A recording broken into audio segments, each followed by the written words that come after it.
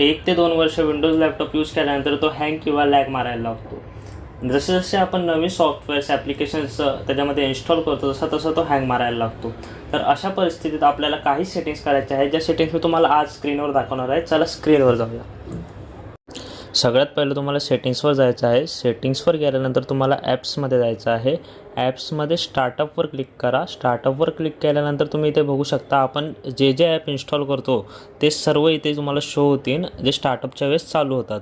तर सर्वच ॲप स्टार्टअपच्या वेळेस चालू होणं गरजेचं नाही आहे, ते आपल्या सिस्टमला स्लो करत असतात. त्यामुळे जे ॲप सिस्टमचे नाही आहेत त्यांना ऑफ करून ठेवा, जसं की मी ऑफ करतो आहे.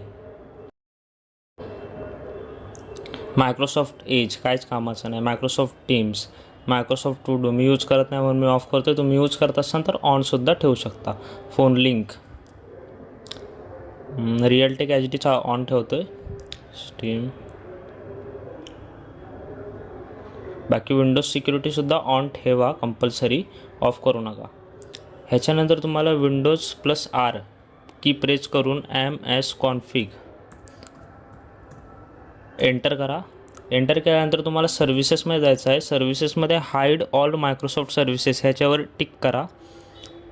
या सर्व मायक्रोसॉफ्टच्या व्यतिरिक्त सर्व्हिसेस आहेत, त्यांचा यूज नाही आहे, त्यामुळे ह्यांना आपण डिसेबल ऑल क्लिक करा. अप्लायवर क्लिक करा. ओके क्लिक करा. आता तुमचा PC रिस्टार्ट होण्यासाठी परमिशन मागेल, तर त्याला रिस्टार्ट करा. PC रिस्टार्ट केल्यानंतर तुम्हाला परत एकदा सेटिंग्समध्ये यायचं आहे. सेटिंग्समध्ये जाऊन तुम्हाला प्रायव्हसी अँड सिक्युरिटीवर क्लिक करायचं आहे. तिथे जनरलमध्ये जायचं आहे. जनरलमध्ये तुमच्या या सर्व सेटिंग्स ऑन असतील तर त्या सर्वांना ऑफ करून टाकायचं आहे तुम्हाला. त्याच्यानंतर पुन्हा प्रायव्हसी अँड सिक्युरिटीमध्ये या. स्पीचमध्ये या. स्पीचमध्ये ऑन असेल ते सुद्धा ऑफ करून टाका.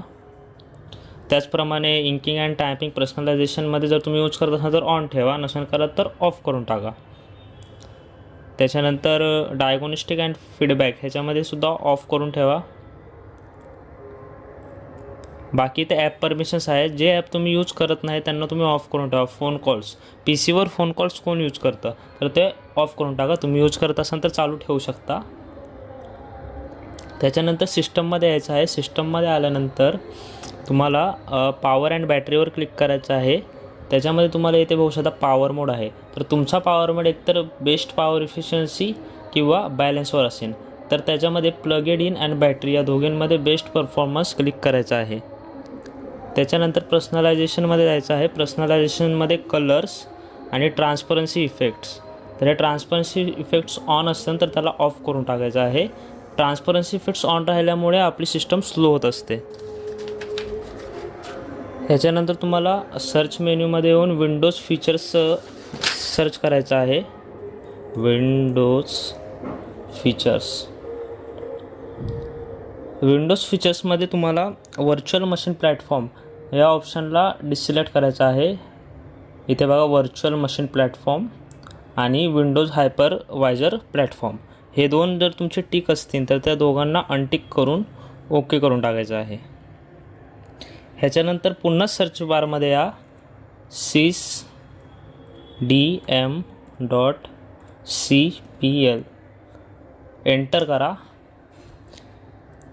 ह्याच्यावर तुम्हाला ॲडव्हान्समध्ये जायचं आहे. ॲडव्हान्समध्ये गेल्यानंतर परफॉर्मन्सच्या सेटिंग्समध्ये जायचं आहे आणि इथं तुम्ही बघू शकता तुम्हाला इथं परफॉर्मन्स सेटिंग्समध्ये ॲडजस्ट फॉर बेस्ट परफॉर्मन्सवर क्लिक करायचं आहे. ॲडजस्ट फॉर बेस्ट ॲपियरन्स म्हणजे तुम्हाला ॲनिमेशन्स वगैरे खूप चांगले भेटतील, पण तुमचा परफॉर्मन्स डाऊन होईल. आणि जर तुम्ही ॲडजस्ट फॉर बेस्ट परफॉर्मन्सवर क्लिक करसाल तर तुमचे ॲनिमेशन्स कमी होतील पण परफॉर्मन्स चांगला राहील. कस्टममध्ये तुम्हाला जे ॲनिमेशन पाहिजे ते पण तुम्ही सिलेक्ट करू शकता. तर ॲडजस्ट फॉर बेस्ट परफॉर्मन्सवर क्लिक करा जर तुमचा PC खूप हँग आणि लॅग मारत असेल तर. अप्लाय करून ओके करायचं आहे. ओके. जर या सर्व सेटिंग्स करून सुद्धा तुमचा लॅपटॉप हँग होत असेल तर तुम्ही टास्क मॅनेजरमध्ये जा. टास्क मॅनेजरमध्ये गेल्यानंतर तुम्हाला तुमचा रॅम स्लॉट्स किती यूज आहेत ते बघायचं आहे. जर दोन्ही रॅम स्लॉट्स यूज आहेत तर तुम्ही काही करू शकत नाही. जर रॅम स्लॉट्स एक यूज आहे 1 of 2 4GB तर 4GB अजून ॲड करा. 8GB रॅम टोटल होईल. 8GB RAM well and good आणि सफिशियंट आहे विंडोज 11साठी. बाकी प्रोग्राम्स अँड सॉफ्टवेअरसाठी. गेमिंगसाठी 16GB रॅम सफिशियंट आहे. त्याच्यानंतर तुम्हाला बघायचं आहे तुमचा विंडोज कशामध्ये इन्स्टॉल आहे, हार्ड डिस्कमध्ये की SSDमध्ये. जर हार्ड डिस्कमध्ये यूज असेल तर त्याला SSDमध्ये इन्स्टॉल करा आणि जर तुमच्या लॅपटॉपमध्ये SSD नसेल तर SSD लावून घ्या 256 GB मिनिमम. त्याच्यामध्ये तुम्ही विंडोज इन्स्टॉल करा आणि जो प्रोग्राम हँग होत आहे, लॅग होत आहे, तो इन्स्टॉल करा त्याच्यामध्ये. मग तुमचं त्यात लॅग आणि हँग होणार नाही, तुमचा बूट टाईमसुद्धा कमी होऊन जाईल आणि एकदम फास्ट. स्पेशली तुम्हाला सी ड्राईव्ह एकदम क्लीन ठेवायचा प्रयत्न करायचा आहे. सी ड्राईव्हमध्ये आपण जे डाउनलोड करतो फाईल्स, जे इमेजेस असतात, व्हिडिओज असतात, सगळं सी ड्राईव्हमध्ये न ठेवता त्यासाठी एक पार्टिशन बनवायचं आहे. त्याच्यामुळे तुम्हाला त्या सगळ्या गोष्टी टाकायच्या आहेत. सी ड्राईव्हला क्लीन ठेवा. तो जितका फ्री स्पेसमध्ये राहील तितका तुमचा सिस्टम फास्ट चालेल, सॉफ्टवेअर्स फास्ट चालतील.